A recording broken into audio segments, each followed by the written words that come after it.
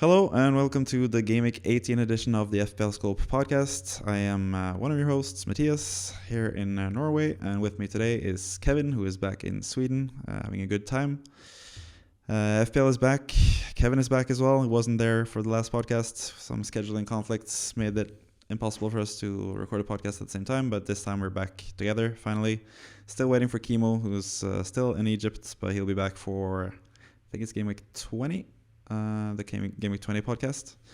So you gotta wait a little bit more for Kimo's insightful takes when it comes to FPL. But yeah, Gameweek 17 is almost finished. We still have one more match left, and that's Manchester City against Leeds. We're recording this on Tuesday after the Chelsea and Man United matches have finished. And what I have learned, at least, is that you should never switch away from the template team, because the team that you're seeing before you, if you're watching on YouTube, is the quote-unquote template team before Game Week 17. Like the most popular players or the most popular squad before the Game Week started was this squad. And if you had gone with this very basic, very template, very every content creator type of player squad, you would have had 73 points. Which is way more than I have, and even more than what Kevin has, even though Kevin has had a good round and has a green arrow. And that's even without Mitrovic, who was originally part of the template team before Marco Silva had this press conference where he sowed doubt about Mitrovic's game time, which made people sell him and buy Martial instead. Mitrovic got 15 points, Martial got 6, so you would have ended up with 82 points if you had Mitrovic, like the original template team, which is a great score. And that's even before Haaland captain as well, and Cancelo. So yeah, that's what I learned. I should never stray away from the template team. I should always just pick the basic team, even though it's boring. I think it's more to the fact that I have content brain now, since we're making an FPL podcast. I feel like I can't just say like you should have this squad that everyone everywhere else is saying that you should have. I feel like I should try to bring in some new perspective. But anyways, that's what I learned. I should never change away from the template team. The template team is always the king. All hail the template team. Kevin, what have you taken from the return of Premier League and Fantasy Premier League in general? Mixed bag of emotions, I'd say. I think to begin with, yeah, Everton can't trust Frank Lampard. What else is new? I'm miserable because of it. FPL makes me miserable as well when things don't go your way, and then all of a sudden your mood swings just because Rashford and Martial both score. But generally speaking, I think one of the things that I absolutely hated, and it bugged me so much, that I knew a lot of people and a lot of FPL players that picked players because they felt that this is what they've done all season, so therefore I can't pick them. And for a lot of the people that I spoke to about this, I kept trying to explain to them that the World Cup is such a big disruption, and anyone who's not at the World Cup and basically just you can't let that dictate how you're going to plan your FPL team, because I know a lot of people who didn't double up on Chelsea defenders simply because Chelsea haven't been keeping clean sheets, and fair enough, and you think that Chelsea would play bad, but obviously Chelsea managed to keep a clean sheet. A lot of people who went, oh, I'm not going to go with Salah because Salah's been kind of on and off this entire season. I mean, the guy has 23 goals / assists in 22 games. He's inevitable, and this type of stuff. Like, there were a lot of my friends who basically said like, "Oh, I need to save money for other parts of my team." Like, okay, and if that's the case, fair enough. But if they don't deliver, there's no point in any of this. And in a lot of people's cases, that was the case because they went either wildly too differential, or just think that they're ahead of the curve by not having him. And I think the main point is that don't believe that things will go exactly as envisioned just because of how the season's gone so far. Yes, fine. I'm willing to concede the fact that there are template teams and all these players have been performing this entire time or whatever. But at the same time, I still feel like there are people that are completely outside of the, FPL spectrum that have actually worked really well. And I'm sure we'll get more into that once we dissect our teams. But yeah, I think people should view the World Cup as a good enough disruption to actually branch out. Yeah, fair enough. One of the friends you're talking about is me, because I didn't have Salah. Yeah, We'll get to that yeah, pretty soon. 100%, a hundred But percent. just before we move on to my team and who I picked rather than Salah, just looking at this template team, the only players that didn't return were Reece James, who got injured 8 minutes before he would have gotten a clean sheet for Chelsea, and Darwin, who had the most XG out of everyone and should have had like 3 goals. So all these players were amazing. So yeah, the template team is still king, but I didn't go exactly with the template team. I made some other decisions. I have quite a few template players, as you should, because they are pretty much the best players you can have. But yeah, I didn't go with Salah. I went with Kane instead. Kane did end up with a goal, 7 points. He easily could have had another goal. He hit the bar with the header from pretty close range. Spurs, once again, I said this on the last podcast that I don't really have that much faith in Spurs, but I feel like Kane can still deliver, and that's sort of what happened. It ended up 2-2 against Brentford. Brentford were all over them in the first half, went up 2-0, and then Tottenham all of a sudden figured, oh, we should start playing football. That's been Tottenham. You say that there's disruption with the World Cup, but Spurs are still the same. They still bottle the start of the match, and then they get to play offensively towards the end when the other team is trying to defend their lead, and then they have enough quality to bring it back almost every time. So yeah, Kane ended up with 1 goal. That still wasn't quite enough to match Salah, so I've sort of lost out on points from that. 53 points in total, which is not the best. I still have 3 City players left, so who knows. Foden depends if he's going to start or not. Cancelo most likely will start and most likely will keep a clean sheet for City, and then Haaland captain should be a lot of points, but that counts for everyone since every single fancy player I've seen at least have Haaland captain, except for some people who have punted on Salah, like Dylan and one of Kevin's family members, who always goes with the differential captain pretty much. But anyways, yeah, rest of my team, as you can see, Trippier once again a hero for me, 12 points. He's been lights out the whole season. Once again, assist, clean sheet, 3 bonus points. Standard stuff from Trippier, who's blanked like 1 time out of the last like 12 or 13 game weeks, I think, or something crazy like that. So he's amazing. Reece James sadly got injured right before the 60 minutes as well. He was about 8 minutes away from getting the clean sheet points, and even worse, he's injured now. So that's bad for him. That's bad for FPL managers that have him. I have pretty strong defense, so I should be able to cope with it, even if he is out for a while. But yeah, some other managers might struggle a bit more. One of those defenders that I have is Gabriel Magalhaes, who of course conceded against West Ham, which I was happy about at the time because West Ham is my favorite team, and I was hoping they would win against Arsenal. But then obviously Arsenal turned it around with first Martinelli and Saka scoring, both of the Arsenal players I didn't have. So that made me really unhappy. West Ham were looking like losing, and my rivals, Arsenal players, have scored. But then Nketiah scored a 3-1 goal, which was sad because West Ham couldn't get back in the game at that point. But at least I got some points from that match. So there's at least a little silver lining. Rashford performed just a couple hours ago. Amazing from Rashford. Scored a great goal, had a good assist, just looked really, really, really good. He's looking back like his old self now. Really fun to see. No brainer in your team, 6.7.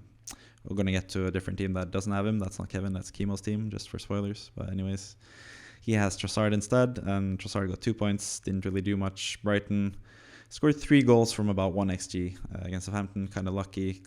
They had a long shot with March and some other strange goals. But Brighton looks still pretty good, so I'm not that unhappy with the Trossard pick. But anyways, that's my team. I also forgot Kepa Arrizabalaga, 9 points. He got 4 saves, I think, in the end, with 3 of them he got 1 save point, and he got 2 bonus points as well. So 9 points from Kepa, amazing. Kepa, Ward, template goalkeepers, really good. Ward wasn't that good, but Kepa kept his end of the bargain. But anyways, that's my team. The difference I made in terms of Salah was that I went for Kane instead, because Kane is slightly cheaper, and it just allowed me to have more players that I wanted, because pretty much the whole midfield I kind of wanted to have, apart from maybe Andreas, but he's just like bench fodder. But yeah, so that's basically why I didn't go with Salah. I also could have gone with other midfielders like Martinelli or Saka. I thought about those guys as well, but I went with Nketiah, who I figured, since I've seen Jesus get chance after chance after chance to score this season and just miss most of them, I figured Nketiah, he's going to be staying more central. He's going to get the same amount of chances just about, because Arsenal are really good.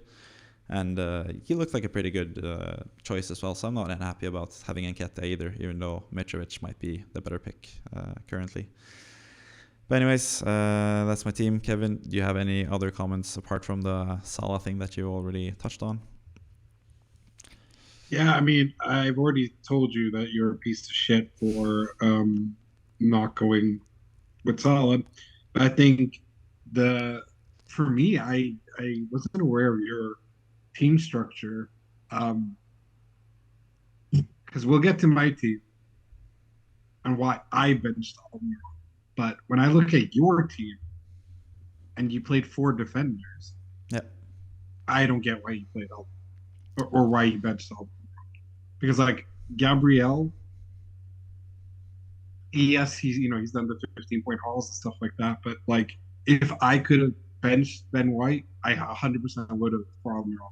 But I had Bueno and Patterson, who I knew would cancel each other out because both teams suck. So, and we'll get to my whole entire team to explain why I end up benching it. But for me, I felt like you could have maybe benched Gabriel. Yeah, I definitely could have. And it was in my thoughts as well to bench Gabriel, but I think it's just always really difficult when you have a favorite team in the Premier League. I have West Ham.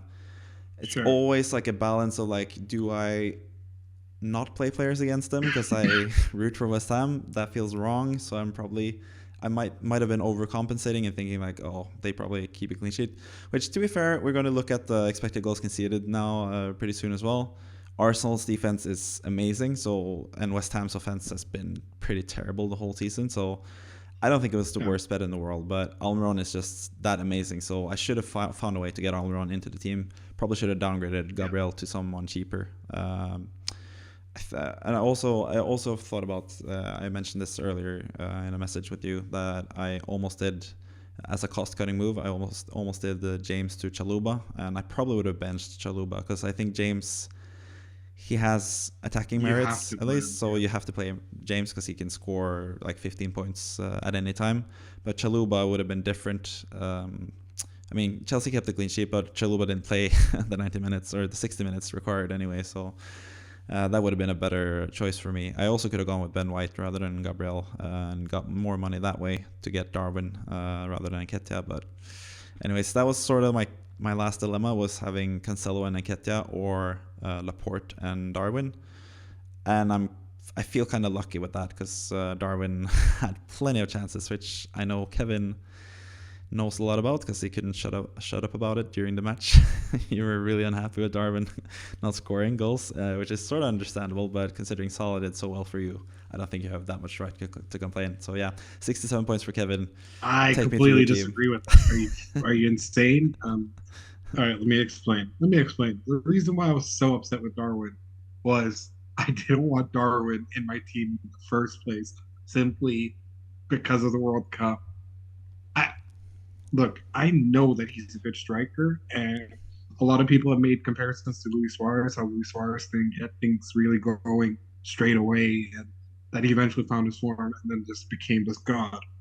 I 100% think Darwin can, but it was just so shocking to see someone miss so many chances, so many one-on-ones, and it wasn't like it was once that he got a breakaway and screwed it up. It happened multiple times. Like And another thing was, I don't seem to know if he's aware that of the offside rule because he also did really stupid positioning in terms of running and stuff like that. But I can't say that when he had four clear cut chances to score. So he clearly knows how to make the run behind the defenders and all this type of stuff. So I know that unfortunately, if I do sell him, he's going to get like a 26-point haul. So I can't, Exactly. at this point, I can't. I've only had him for 1 week. I'm already this frustrated with him. It's just absolutely insane. I never expected someone to and he plays for Liverpool. I don't like Liverpool, but I was just like writing to some of my Liverpool friends, like, you guys must be even more pissed off than I am that he's not performing. He's just like, people are like, yeah, it's like Suarez, yeah, it's like this, like he'll become good and etc. And Amazon gave him out of the match, and I'm like, fair enough, because he did take as much chances as he could, but Jesus, it's just Yeah. I I've seen a lot of FPL players who have pissed me off to no end. I don't think I've been so shocked at an abysmal performance like that. And also, it's salt on the. For me personally, I felt that he deserved an assist for the Bajcetic goal, but that's I get it. It's like, had the goalkeeper not been there, um, it probably would have just gone across goal and not hit anything. Yeah, I mean, it didn't count as a Martin, save, so that's why it's not a assist. If it would I, have counted I as a save or shot on the save, then it would have been an assist, but it didn't But count as that. what I also think about, like with FPL assist, right, is that without that happening, there is no goal. But then you can argue that, okay, well, it's the goalkeeper Olsen's fault that it happened, but it's due to the pressure that Darwin put by whipping it in and then it leading directly to the goal. It's like it's would you okay, let me reverse the question. If you think that Bajcetic had done a first time finish, would that have changed anything for I don't think it would have. I because it think it's wouldn't just have simple. counted this? I think it's simply just that the fact that it wasn't counted as a shot, sort of like it sort of looked like a pass rather than like a attempted goal. Like Martinelli's goal against West Ham, that was clearly an attempted goal. He didn't try to pass it, but Darwin, I think he Yeah. just tried to like catch the ball before it went out of bounds, and he tried to just cross it in. It just happened to be Yeah. that close to the line that the goalkeeper had to touch it out. But I sort of I understand what you say. I thought it was going to be an assist initially as well, and I think like you can give it as an assist, as a save and an assist, because it's hard to know if he tries to shoot or what he tries to do there. I think he just tries to get a touch on the ball. Really, I don't think he really thinks about passing or shooting at that point. Yeah. I think he was just trying to make sure that it didn't go out for a goal kick and Yeah, it led to a goal. It says everything that Bajcetic went to Darwin to celebrate the goal as well. So personally, I felt that was insist and that ruined my night. No, it didn't. Um, but another, I think, thing, just generally speaking, with Darwin is that Darwin would have been Ketia, Foden would have been KDB, and all this type of stuff too, which is also another frustrating thing about Darwin. But obviously, after seeing that match, and I understand why Klopp has to defend his player and etc., there are definite positives to take from this match in the sense that if he's getting this many chances, eventually he's going to get a hat trick. So just people shouldn't be so knee jerky about him. But I know a lot of people have already sold him. So yeah. yeah. In regards to the rest of my team, they did amazingly. Reece James got 9 points. Let me just James, before we move on to the rest of your team, let me just yeah, mention on Darwin. Just that's just what you're gonna expect with Darwin. Like I've had this the whole season. I had Jesus all the way up until now that he got injured, and he's been the same way. He's missed chance after chance after chance after chance. But that's just the type of player he is. That's the type of player Darwin is. He's gonna have 3 big chances every match. Sometimes he's gonna miss all of them. Other times he's gonna score a hat trick. So you just gotta live with it. I think you just gotta keep him, to be honest. and I'm Yeah.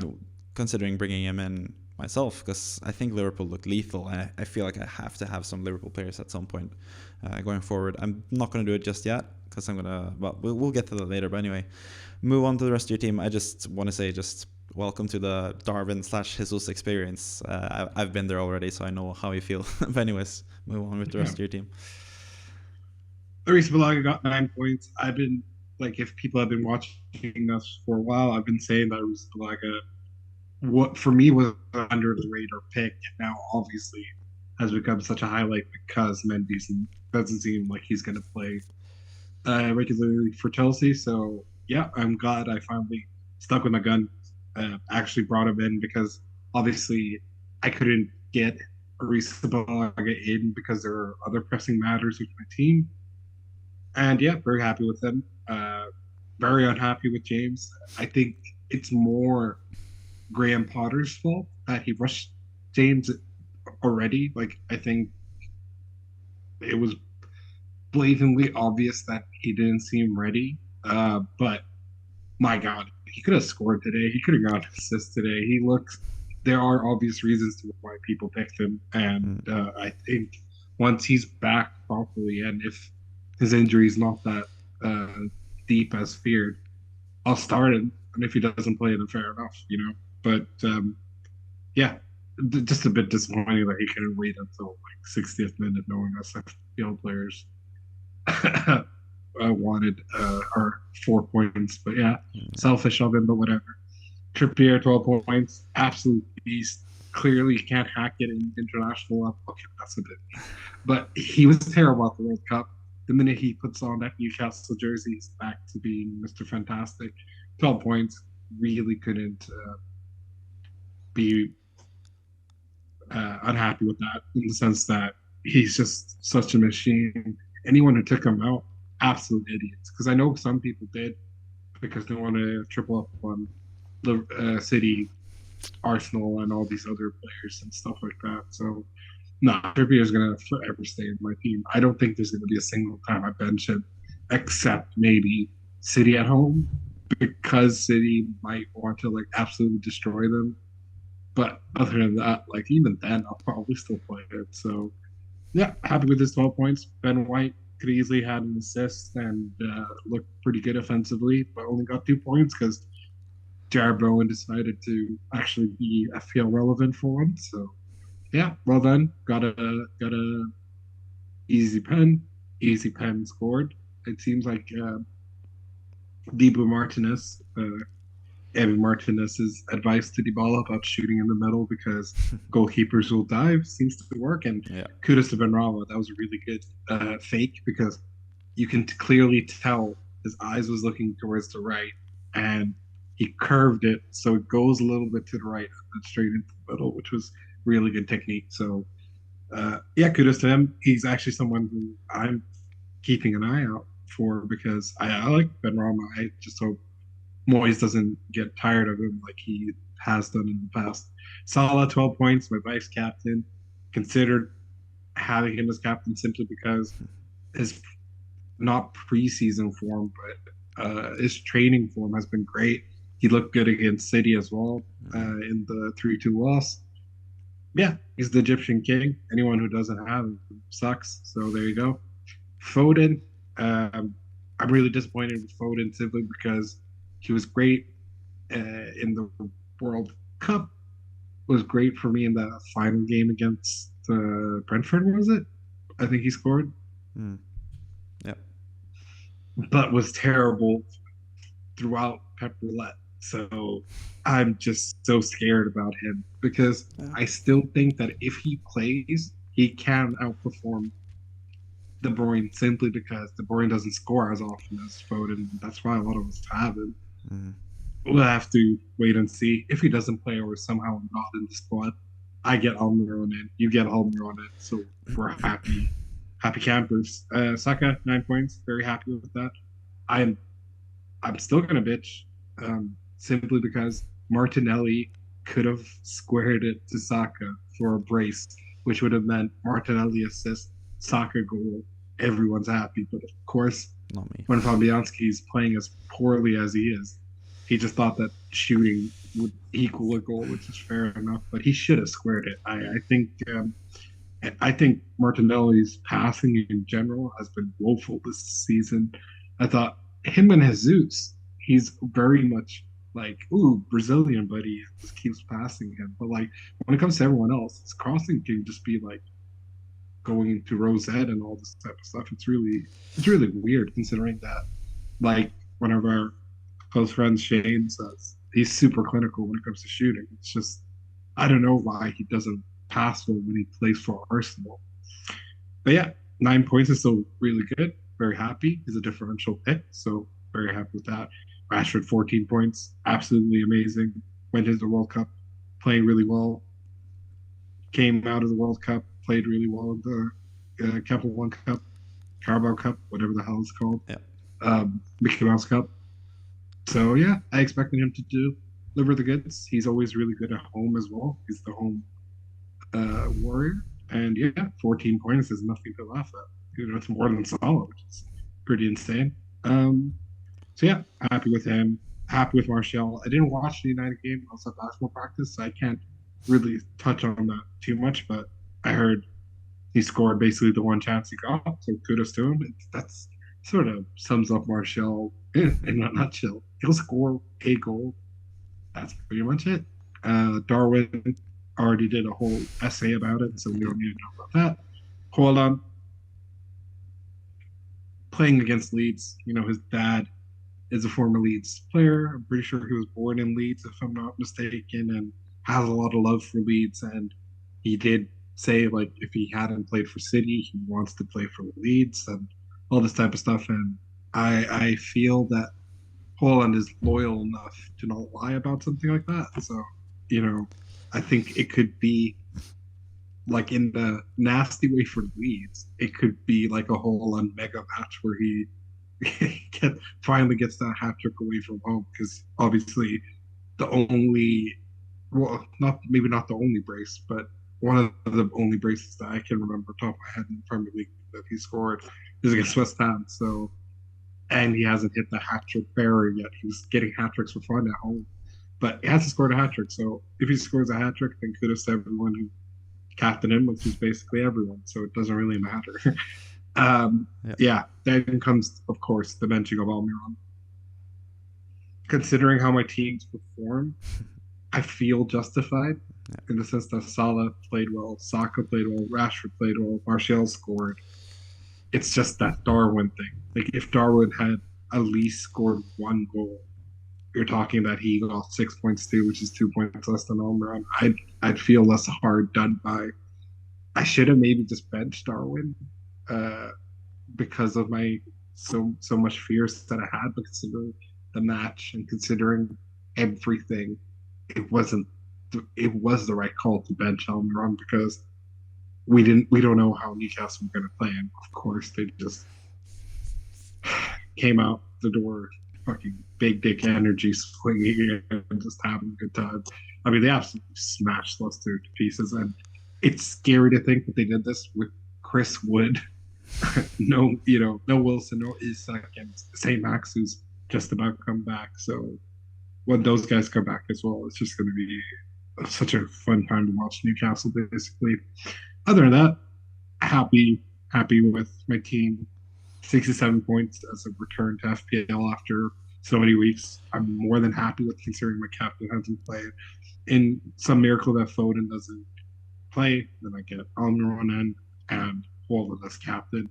I'm not too worried about Cancelo just yet, but I am a bit like, oh, how the hell do I not have Cancelo? But considering everyone else's points this week, can't complain. Yeah, I'm gonna ask you a little bit about that first, but just quickly on Almiron, I think that's sort of why I benched him as well. You didn't mention it, but they played against Leicester, and Leicester, you can say like they conceded a lot of goals in the first half of the season, but towards the end, right before the World Cup break, after they brought in Woodfeisch in defense, they conceded nearly nothing. Like we all remember how many points Ward got on my bench every single week. Because they kept a clean sheet every single week. I think they had 6 game weeks straight where they conceded only 1 goal, and that was against Man City.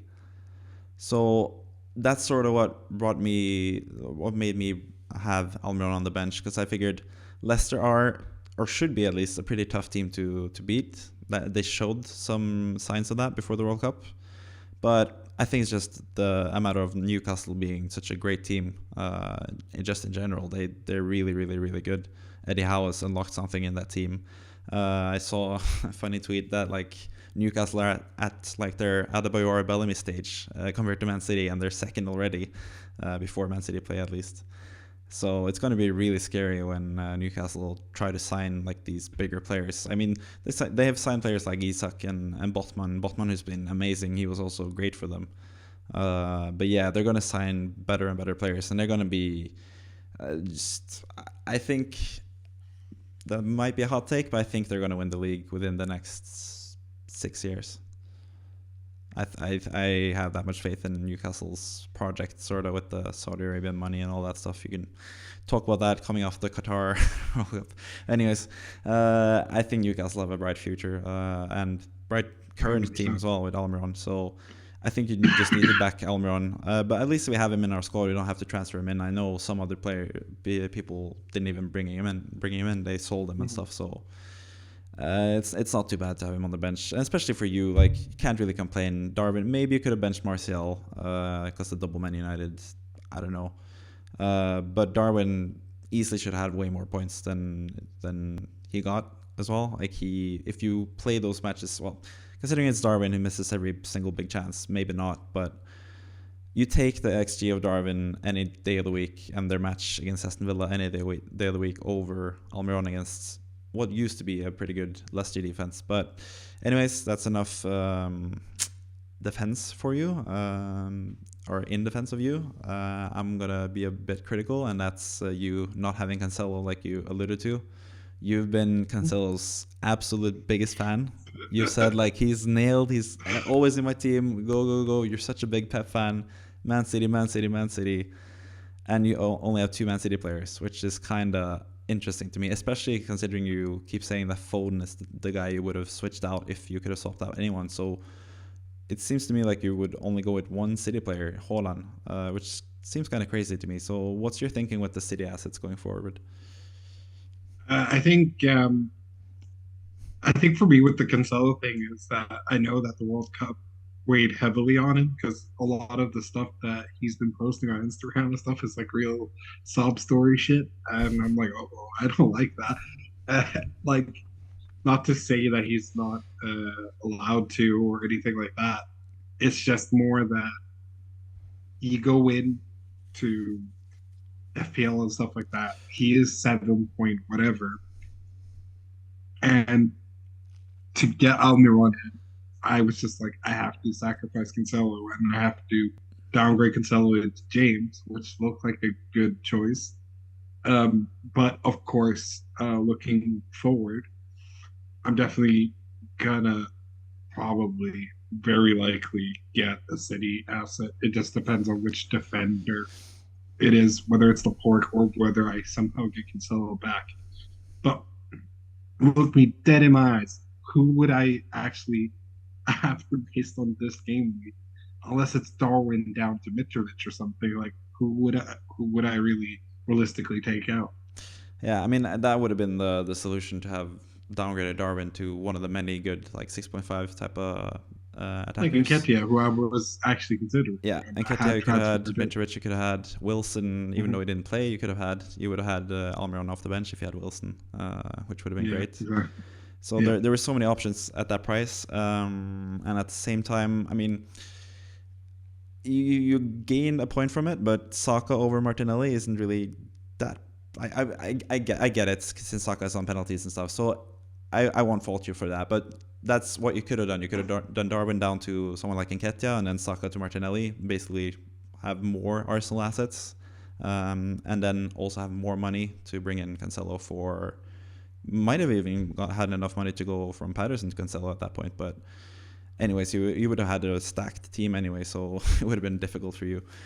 So yeah, I can't really fault you for that. It's just that you've been Cancelo's biggest fan, and then you drop him. But the actual answer you should have had is that I have Cancelo, so that means Cancelo's going to be terrible. So that's why you don't have him. I think that's the best I mean, that's, explanation. I mean, I guess, but like, it's definitely not intentional that this happened because, uh, yeah, I do miss Cancelo.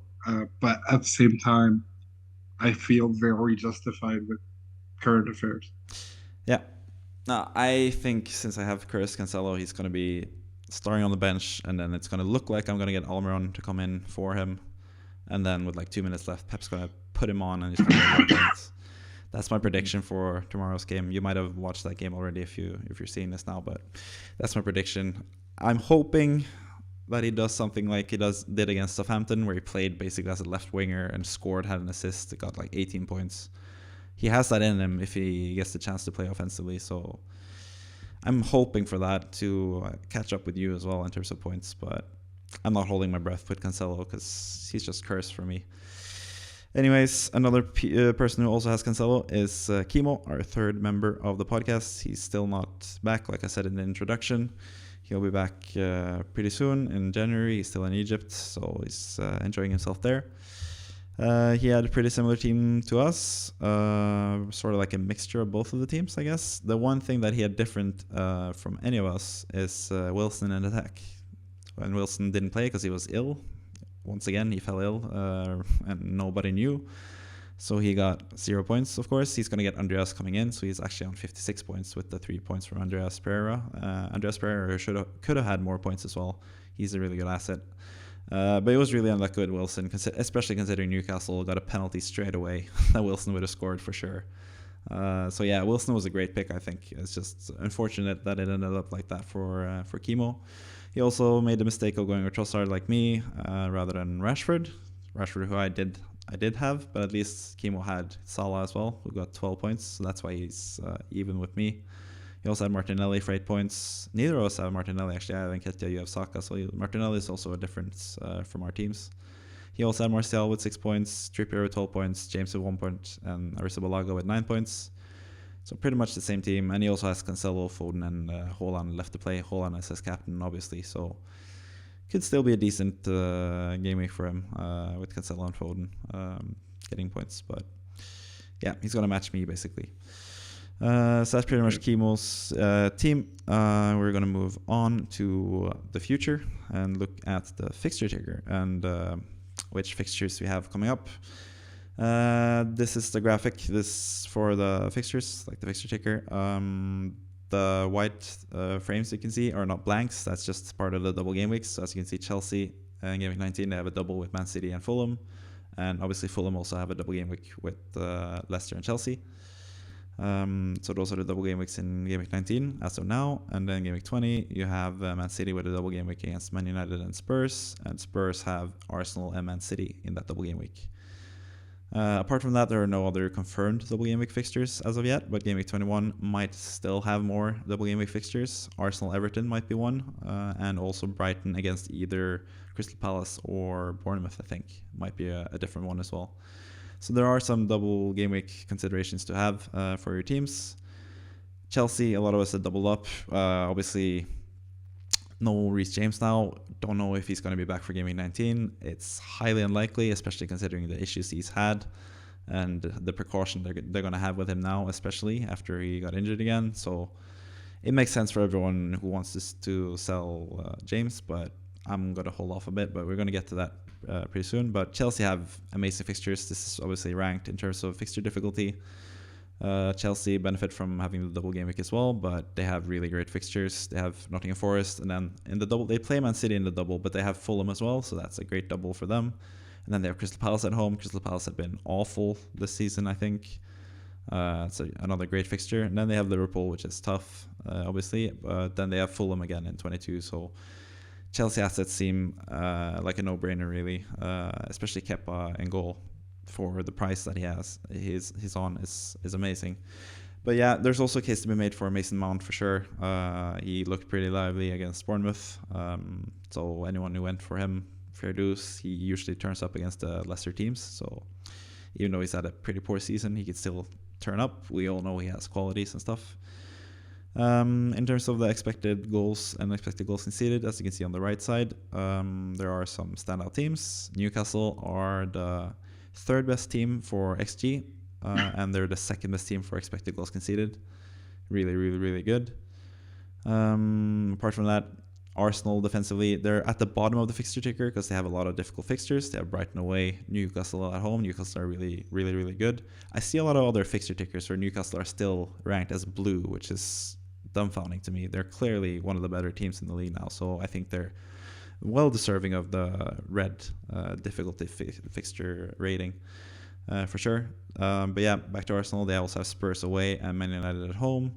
But obviously, Game Week 21 might be a double game week for them, and we know already Game Week 23 is going to be a double game week for them. So new Arsenal assets are still really great, especially considering Arsenal are pretty much fixture proof. They have been amazing this season. 1 draw, 1 loss, and the rest are all wins.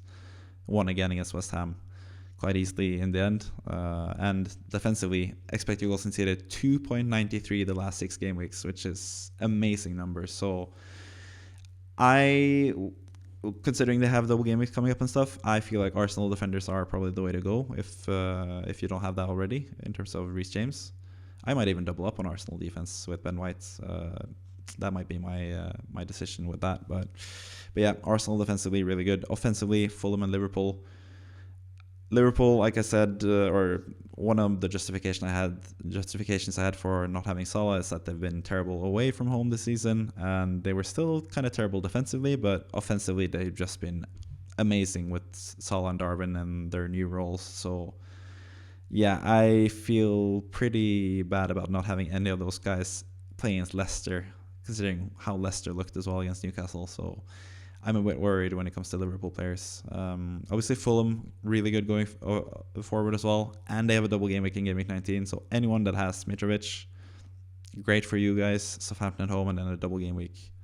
That's really good for Mitrovic owners. So yeah, in terms of the bottom of the expected stats, Nottingham Forest are the only team with the worst, or one of the worst in both categories. They're bottom 3 in both expected goals and expected goals conceded.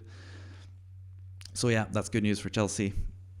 Once again, Chelsea assets are players that you want to bring in currently. But yeah, that's what I read from the fixture ticker. I don't know if you have any other teams that you are interested in. Newcastle, obviously, great numbers, top 3 in both categories. Anyone else that sticks out to you? And what do you think about Arsenal being at the bottom? It's just in terms of like fixture difficulty rating. That's why they're at the bottom. But do you still think you should bring in Arsenal players even though they are at the bottom? I completely believe they should, simply because a lot of my early downfall in FPL, like when I went from like 60K, doing super well, and like started to dip, was because I doubted Arsenal. I hand on my chest, I completely doubted them in the matches against United, Liverpool, and all this type of stuff.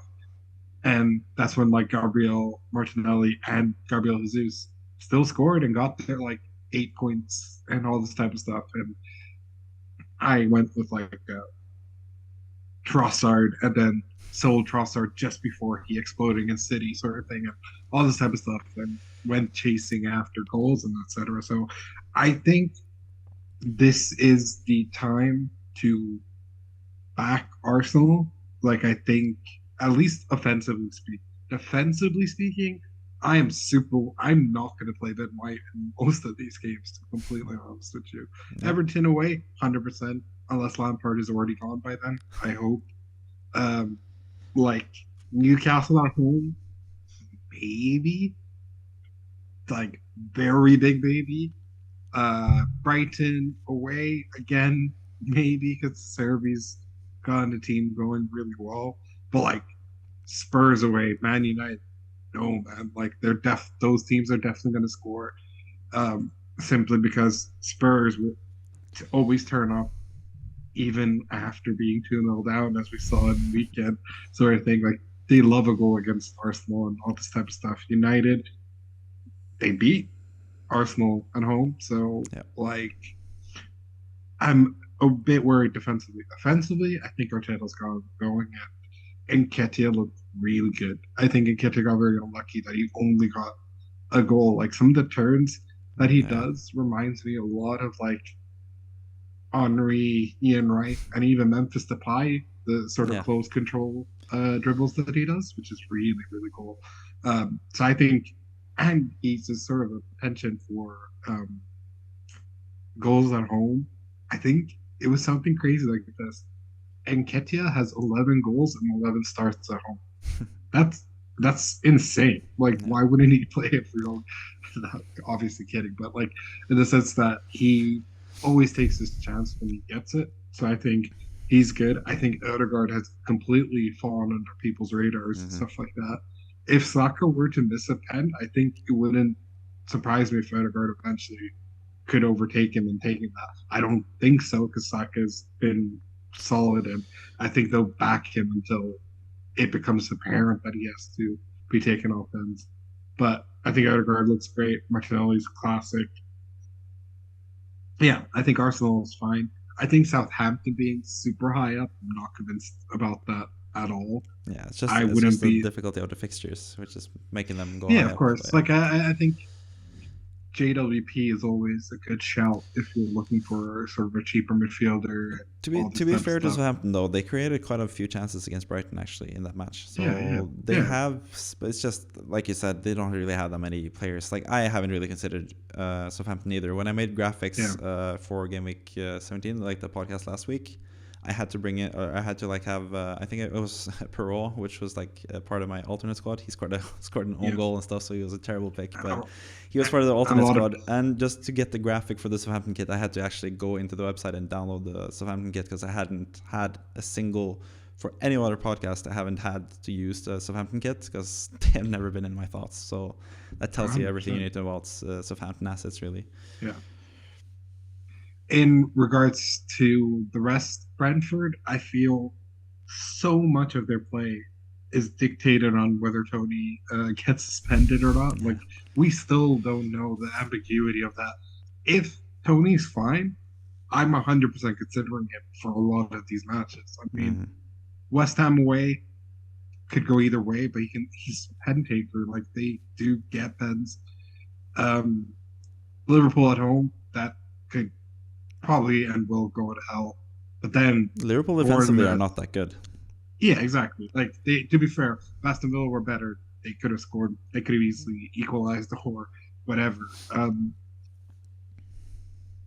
Though, looking at Bournemouth, Leeds, and Southampton, they're tasty games for Ivan Toney. That's like if Darwin doesn't get the hell out. That's 100% who I then switch out. I mean, the Bournemouth fixture in Gameweek 20 is also in the middle of January, so hopefully we'll get some clarity in terms of the potential ban of Tony at that point. But yeah, for Gameweek 20 and onwards, Tony sticks out as like a great option, especially considering how good Brentford had looked as well with the match against City before the break and now against Spurs as well. Like they've shown that they can show up in big games as well. So yeah, 100%. Yeah, I also think Leeds, my boy Rodrigo, I sold him, and then a couple weeks later he starts scoring every game. Yeah. Again. So it all depends on how Leeds play in these next couple of matches and stuff like that. But I think Rodrigo is also a good shout if he keeps playing because Bamford is just not this shit. He's just shit. I'll be honest. Like, I've never liked him. I've always thought he was a pretty limited player, but Rodrigo offers that sort of X factor that's just fun to watch and is just he doesn't run much, but when he does get into the box, he's a fox in the box. So yeah, I think other than that, I feel that a lot of these positionings for the fixture ticker is very justified. I think Leicester are proving to be so depending on James Maddison to attack. So, because I have never seen so much abuse to a single player that I've seen with Patson Daka as well. Like some of the stuff that I read on Twitter of Leicester fans just whining about him. I'm like, you guys are terrible. He's not even doing that bad. Like he didn't do a Darwin. Still, people were complaining about stuff. So. Everton being like dead last, 100% that. Avoid Everton players as much as you can. The only reason I have Patterson is because he does play really well. He was really unlucky not to score and not to get an assist as well against Wolves. He's like one of the only good things. Gordon, I wish we sold for 60 million Yeah. at this rate, but because he could have easily have scored in that game. But we were dependent on Calvert-Lewin and also Lampard getting sacked. And sadly, I think he still won't get sacked against City because they'll be like, City is a match that we expected you to lose. Yeah. I'm hoping they win like 10-0 just so Lampard gets sacked. But I don't think we're going to beat Brighton at home. So I'm hoping to say it gives me a proper New Year's blessing by getting Lampard sacked. I obviously don't want Everton to lose any of these games, but I need Lampard gone. I'm sorry. For a guy who has a supposedly super high IQ, doesn't seem to have any tactics or have any shape to the way they play. Everton don't have a style of play, which is really strange to say about a professional football club. Yeah, you touched on Everton, which is your favorite team, obviously, and I'm going to talk about West Ham as well. They are up at the other end of the fixture ticker because they have really easy matches, but I still think, apart from maybe a punt on Benrahma if you have the chance, because he's the penalty taker now, I think you should just stay clear of West Ham at the moment. They played Arsenal, so you can't really say much because Arsenal are a really good team, but they still played so defensively. It didn't really try to do anything going forward. They had some decent attacks, but the striker position has been weird with Antonio and Scamacca switching between them and not being good, either of them really, this season. West Ham just don't look... They look out of sorts, sort of, so... I did sort of consider them after they went up 1-0 against Arsenal. I was just like, maybe Benrahma, maybe I should go with, but the second half just killed any hope I have for West Ham players. So personally, I'm not going to touch them anymore. I've had enough bad experiences with West Ham this season to stay away from them. So yeah, our personal teams are not that good, but maybe our fantasy teams can be good in the future. Looking at this and also looking at the next segment we'll have, which is the Weekly Wildcard Draft, where we go through all the players in Fantasy Premier League. Here is the actual screen. There we go. Fixed it. This is my current team, and I just X'd out all the players. So we're just going to select a completely new team from scratch. We're going to do that by having one pick each. First, I go with the first pick, Kevin second pick, I go third pick, Kevin fourth pick, and so forth until we go through all 15 players in the squad, really. So yeah, this is also, it's not just like we're not saying that you should wildcard this game week unless you have like a truly terrible team, if you have like every single player is injured or something like that, but you should keep your wildcard for sure. But this is just like a ranking and just showing if we had the opportunity to wildcard right now, these are the 15 players we would have in our squad. So that's 100%. The point of this exercise. So I'm going to start with the number one pick, and even though he hasn't played yet as of this recording, I'm still going to go with Haaland as number one. I'm going to go with Haaland as number one. He sort of struggled right before the World Cup break, so maybe it's time to take some punts on Salah as captain and those guys, but Haaland has shown all season that you should really back him, and that's what I'm going to do with the first pick. So, Kevin, you're up with the second pick. Who do you think is the second most important, or even the most important player to have in a squad at the moment? Just to piss you off, I'm going to say Mo Salah. Yeah, fair enough. Like I don't mind. I think Salah, I think he looked amazing. So, and to be fair with Salah as well, I didn't have him, but I've always said that I preferred Salah over De Bruyne, and I preferred Salah over Darwin as well. So it's just that I didn't have the money because I preferred Kane over all of them, along with Haaland, of course, and I didn't have the money. Because of guys like Cancelo and stuff. But yeah, Salah is a fair enough pick. He's amazing. He's the FPL king for a reason, so it makes sense. But for the third pick, I'm going to pick the player ahead of him in the rankings, and as Almiron, I think just for that price and how he's consistently performed the whole season, I think it's just a no-brainer. You really should have him in your squad. So yeah, he's the third pick. Kevin, fourth pick. Yes, sorry, it actually cut off whilst you were saying that, so... But I heard pretty much everything you said. yeah, I think I'm gonna go a little bit out there and to see that he's already in the squad.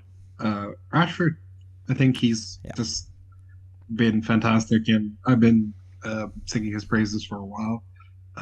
Yeah, 100% Rashford. Yeah, makes a lot of sense. We've talked a lot about him in this podcast. Don't really have to elaborate that much more. Another Sure, player we don't have to elaborate that much more about is Trippier, who's been a 100%. mainstay this whole season. He's 5.4 for me because I had him from the start when he was 5.0. He's 5.9 now, and he's still well worth the price. So Trippier, that's it. Moving on to the next pick, which is the fifth pick or sixth pick even. 1, 2, 3, 4, 5. Sixth pick for Kevin. Yeah, 100%. And I think that is super essential because, like, had Darwin scored like Patrick, I'd be like Darwin, but absolute essential. It gets tough. It gets tough. Um,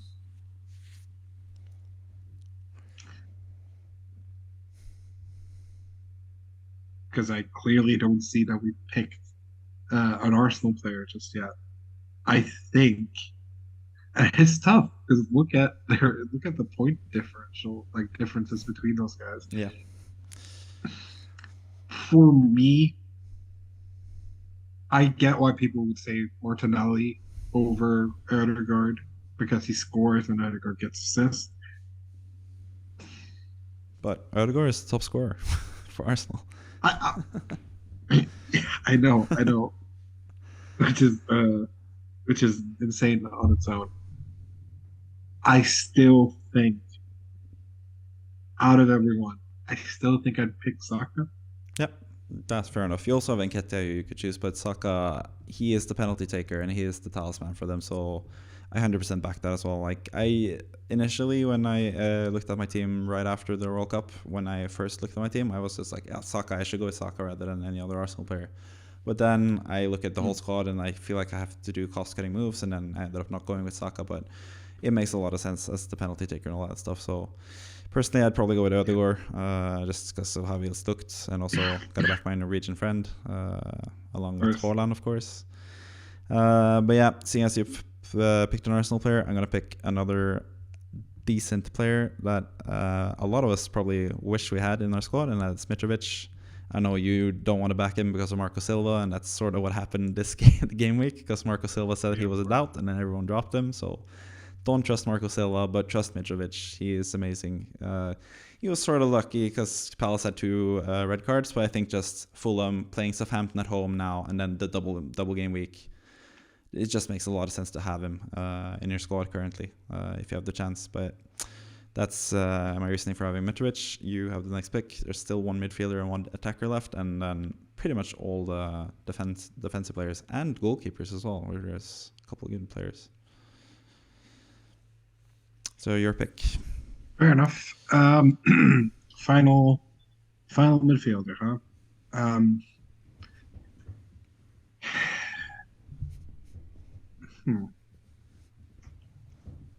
mean, money is getting sorta an issue. 42.5 left. We have. So we have 1, 2, 3, 4, 5, 6, 7, 8 players left. So that's about 6 million. Show me the midfielders list just to see who we can get.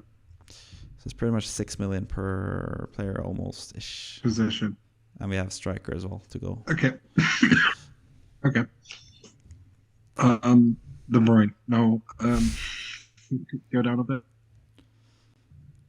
Just curious to see who else we can see.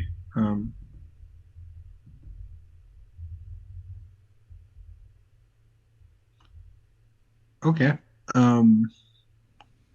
You know, to be fair, I think we could just either go Andreas, because if you think about Andreas' match against Palace, hit the post, had a free kick that went really close, was dangerous all season. He's just like a cheap enabler at the end of the day. So yeah. Yeah, I think it makes a lot of sense as well. So I'm perfectly fine with that. Just as the third striker, I'm going to pick one of the 6.5 guys, I think. Havertz is also a shout after his performance for Chelsea, 100%. But Havertz has also been sort of like up and down, so I don't know if I trust him yet before he shows more consistent form. They also have Aubameyang, they have Potter who likes to rotate and stuff, so I think that puts me off him a bit. Tony, like we said, could be an option, just not yet. Wilson, just depending on the injury. Danny Ings, I thought about before the game week, but obviously he was benched, so I'm not so sure about that anymore, even though he gets benched from time to time because he's old and stuff, but that's also why he's not that interesting. I could actually go ahead and Ketia. I think I'm just gonna double up on Arsenal and go ahead and Ketia, really. I'm pretty happy with what I saw from him, so expecting good things from him, and especially if they have more double game weeks, it's nice to have Arsenal players in your squad already, so you don't have to transfer them in. So yeah, I'm gonna go ahead and Ketia rather than Martial, just because Martial was subbed off after 60 minutes, which is kind of worrying. And we know that both Arsenal and Man United are after strikers, but I feel like it's a more pressing need for Man United to get a striker than Arsenal. So anyways, that's Ketia. We only have 4 defenders and 2 goalkeepers left. Anyone that stick out to you? I mean, we have to start bringing in some City players, so a City defender, I'd say. Yeah. It could be either Cancelo or Laporte. Depends on sort of what we can afford. 1, 2, 3, 4, 5, 6 players left and 31 left, so it's about 6 million per ish. Okay. So if we just fill out the bench with Bueno and Ward, I think we're going to pick them as the 2 last picks anyway. Of course. That leaves us with 23.5 for 4 players. So again, it's around 6 million per. I mean, I don't think we'd say Ederson and Cancelo. We would probably say, we probably put Arisa Balaga there. I think he. Yeah, can definitely. I think he sort of warrants. Yeah, I think he warrants it. He averages 6 points per match that he has played so far. So I think he makes a hell of a lot of sense. So yeah. I'm happy with that as well. Defender, so we have 3 players left for 19 million. That's about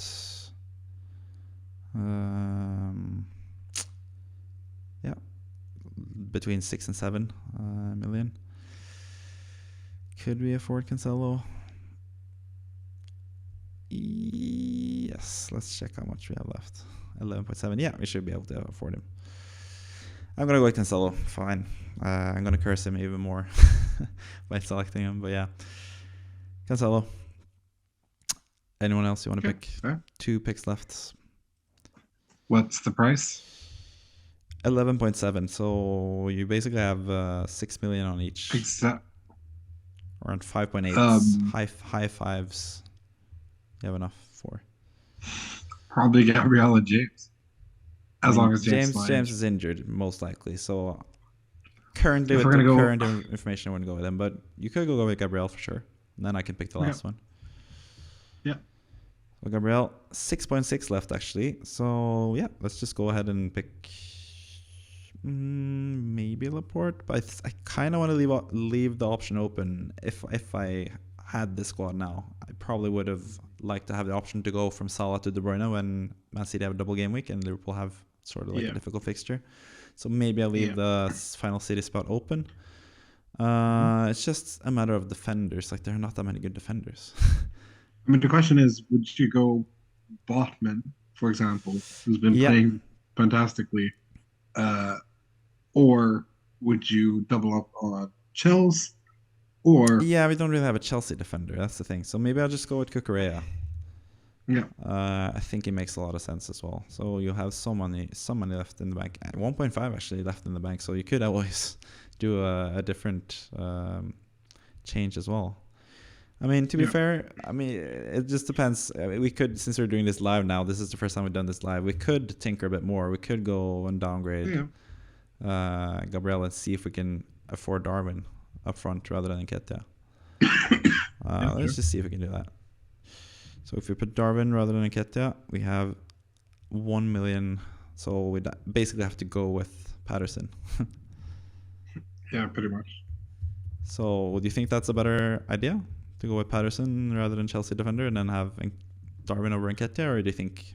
I mean, I think Liverpool's matches are just slightly more favorable, and yeah, Yeah, especially if Martinelli does get to play striker over Nketiah, which Arteta did allude to, which is a bit scary, but I don't think so. I think Nketiah is fine. yeah. But I think in terms of actual explosion and stuff like that, this makes more sense. It's Yeah. just a bit more balanced to have Nketiah and Correa. It should also be said that my team value is terrible, so most of you guys should be able to afford a better squad in this and upgrade Patterson to someone like Botman, for example. So if you have Botman rather than Patterson in this squad, I think that's pretty much the best you can go for at the moment. 100%. Personally, if we do like Botman there, don't care that much about being 0.3 away from the squad in terms of my funds. But my team value, like I said, is terrible. I transferred out Haaland one of the last few game weeks when he was out for the match. So I lost money from that. I lost money from Netto at the start of the season. There's so many. My team value is terrible. So anyways, I think this is a really, really, really good squad. I wish I had the squad currently. Not that far off, I guess, but yeah, it's a pretty good squad. Maybe lacking a Chelsea defender, but anyways, that's our wildcard suggestion. Let me see. Let's fix it. There you go. That's our wildcard suggestion as I scroll up a bit on the webpage. Yeah, pretty decent squad, I think. But we can also move on to our personal squads. This is my own squad. Currently, I don't have any transfer moves planned. I still want to wait and see. I feel like since I have Gabriel against Brighton ready to come in for Reece James, I don't have to swap out James. I feel like this starting 11 is good enough. I can wait a week and see what options I have before I make a move. So that's probably what I'm gonna do. Maybe James was just taken off as a precaution today as well. Maybe he will be back for the next game or at least a double game week. So you never really know. So I feel like I can stand pat with this team. Also question if I should put in Andreas with Southampton at home. Like you said, he had plenty of chances to score against Crystal Palace, so he might. I mean, the thinking is just, I mean, Trossard has Arsenal, but we know Trossard is a big game player, so that's pretty much why I have him. But do you think I should play Andreas over Trossard, or do you think I should keep it as is? Or do you think I should swap out anyone else for Andreas, for that matter? The last time I took out Trossard against City, he absolutely terrorized them. So I think definitely keep Trossard. Yeah, that's my thinking as well. I do understand you wanting to start Andreas because I feel like he is a match away from doing something crazy again. But I think this is the best 11 that he can do, except for obviously if James is fit for Nottingham Forest away, then of course throw him in. I doubt he will be so. Yeah. So would you also stand pat with this team since I have a decent defense even without James, or would you? Because I have 1.4 million in the bank and one free transfer, obviously. Would you do a transfer at this point, or would you just wait and see what the double game? It's not like you'd listen. It's not like you would listen to me about Salah anyway. So screw you. I can't afford Salah though. I'm too far. I know, because you're a piece of shit. So, and I'm not going to sell. I'm not going to sell Kane against Aston Villa at home to get Salah. No, of course not. And you wouldn't. Excuse me. You wouldn't do a double transfer just to get Darwin in either. So, yeah, it seems like a perfectly fine team. Yeah, I'd say just bank it. Yeah, I'm just going to hold off because there's so much talks about potential double game weeks. So I think double game week announcements will come pretty soon. At least according to Ben Carlin, there should be some resolutions in terms of that. If we get double game weeks in 21 and potentially 23 as well, we should really get the news pretty soon. So, but until that happens, I just want to hold off and keep as many transfers as I can, really. Seeing as I don't have any pressing issues. I also hope that Kane can repay me in terms of not having Salah playing against Aston Villa now. Now Kane gets the chance to play Aston Villa at home as well. So considering he almost scored twice against Brentford, it looked really good. He can easily score even a hat-trick for Spurs, even though he's been more consistently getting like 6 to 8 points every game week. But yeah, I have pretty good faith in my squad still. Man City against Everton, like you said, it could be 10-0. It could be a massacre. So just depends with De Bruyne as well, if he's going to be the main man rather than Foden or Haaland. Well, Haaland is the obvious captain pick once again. Even though Kane against Aston Villa is a really good pick as well. But anyways, that's my team for Game Week 18. Let's move on to your squad. You have more of an issue with the James injury, seeing as you only have Bueno and Patterson as potential replacements for him in your squad currently. So yeah, just talk me through your thought process before Game Week 18 and what you're considering. Yeah, I mean, I hate my team. I love my team. It's a little bit of both. But yeah, I think Laporte in or Cucurella just seems like such easy moves for James. Other than that, yeah, I think benching Martial seems a bit excessive now, considering this was said before the game and that he scored. He's a very streaky player. I might bench Foden, for example. Oh. But yeah, I mean, I won't. But yeah, if I were to bench someone, yes, it would be Martial, simply because it's a 60-minute thing. If Wolves have got any sense of form or any luck with Lopetegui, I think this is the sort of game where they get shut out. Also because, yes, I know I made a whole thing about don't take previous stuff about the season into consideration, but United haven't actually been that impressive away from home. And it's a double up on two attacking players who are basically strikers, Rashford and Martial. So yeah, I think getting rid of James and then keeping the team as is pretty good. Just a shame that Bueno and Patterson both facing like the hardest teams they could face. Yeah.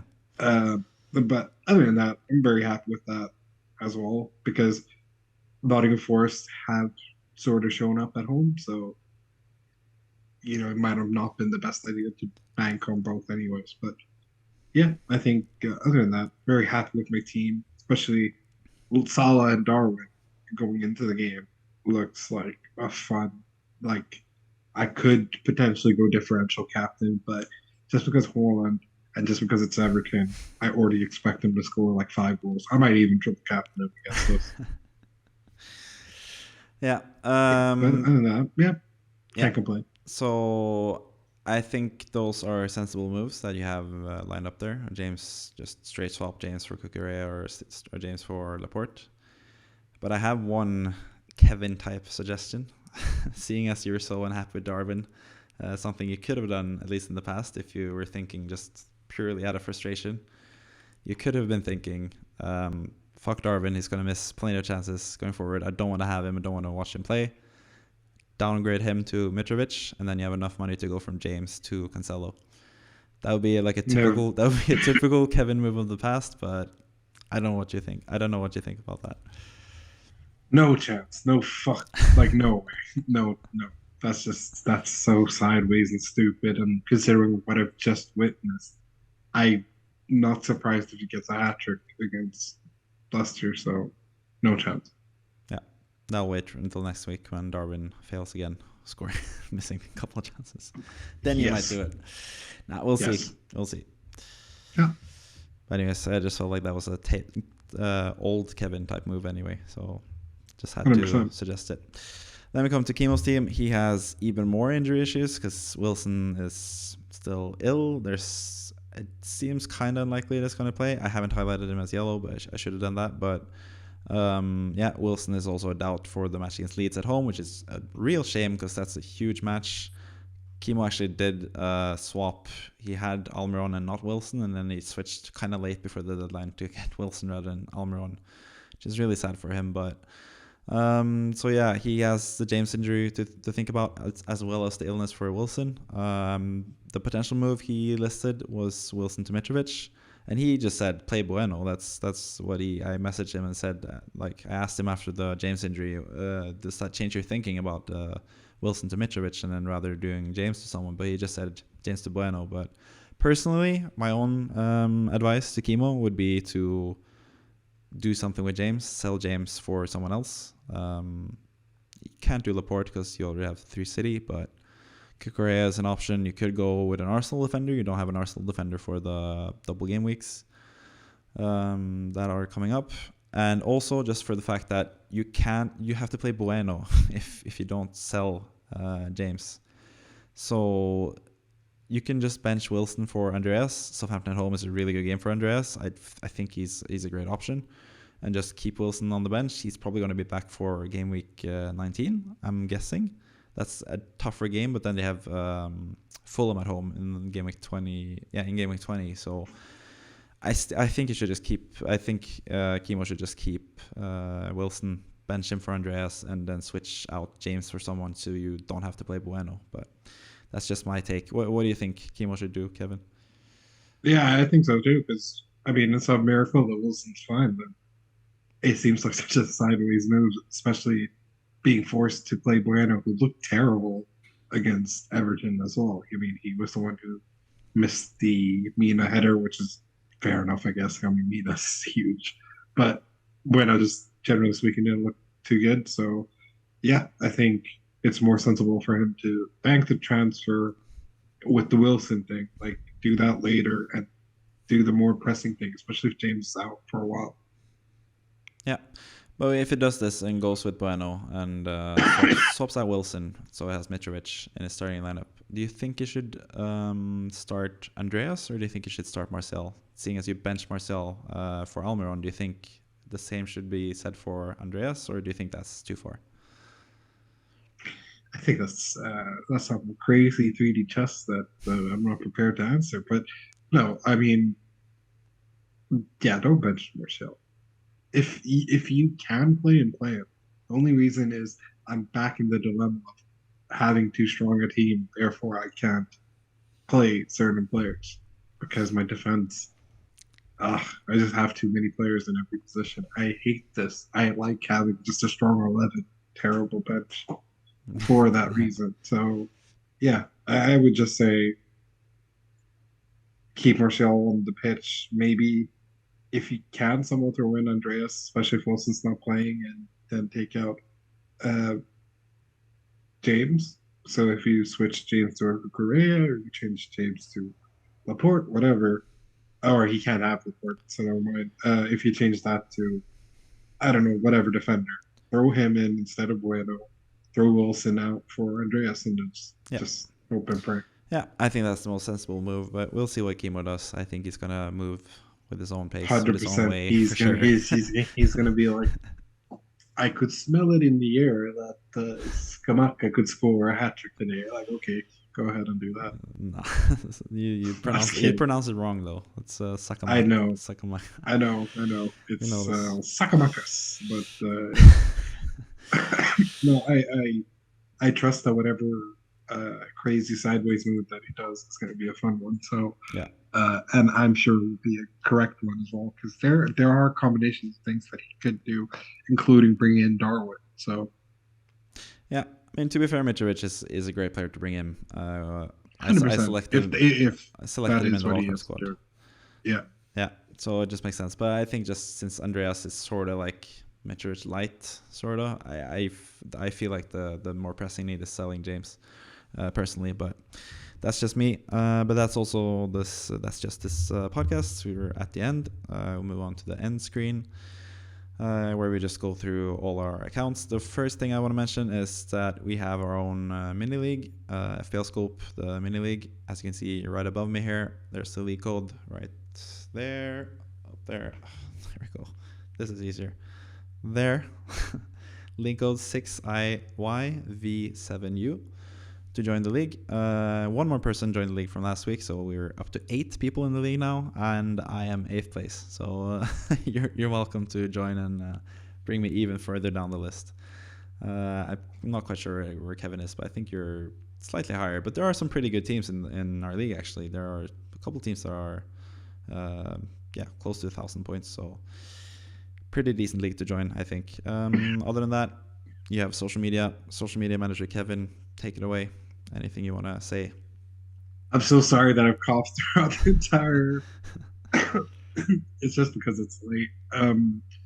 throughout the entire thing. Yeah, basically with the social media accounts, we're hoping to integrate all of you guys, and it's really fun to see so many of you guys joining our leagues and talking about stuff. Definitely, there are so many plans of things that we're going to do, but I think the main thing is for Chemo to join us again so we can get everyone incorporated and all this type of stuff. But yes, polls. We might create like a dummy account for like a FPL scope team and stuff like that, and see how well that does in comparison, starting from a certain game week and etc. I think there's just a lot of fun potential for stuff like that. I really enjoy stuff like how people play Pokemon on Twitch, where they make the decisions. So one fun idea was on Twitter, we create a team, that's the team, but whatever changes we do, however ridiculous, is voted on by you guys. So whatever you guys want us to do, for example, take out Salah against Leicester, we'll do it. I mean, we'll throw in whoever we want and just see how the team does. And I think that could be like a fun way of just incorporating all of you guys and just seeing what changes you would do to our considered experts decisions and stuff like that. And I just want to find more ways to interact with you guys. And I think the World Cup was a fun way of seeing some of that interaction because we saw a little bit more traffic and all this type of stuff. So yeah, expect bigger and better. Yep, for sure. Just also want to say, I forgot to mention this earlier in the podcast, but I really appreciate the dad energy you brought today with the Christmas sweater, recording in the kitchen, the glasses, the beard, the coughing. Yeah. They're really selling the the dad gimmick. So hats off to you, Kevin. I appreciate it. Thank you. It's I'm really hoping I wasn't that loud because I'm at home, back home in Sweden. My dad's getting up to go to work at 3. I have been using headphones, so I have no idea how loud I've been. But the door is closed, and I'm sick, or coughing at least, or got a cough. And the yeah, I think it's just super. It's super snug to wear my this Everton Christmas jumper, as you might see. Uh, yeah, you're welcome to anyone who's watching, and yeah, more than happy to bring the big BDE, the big dad energy, anytime.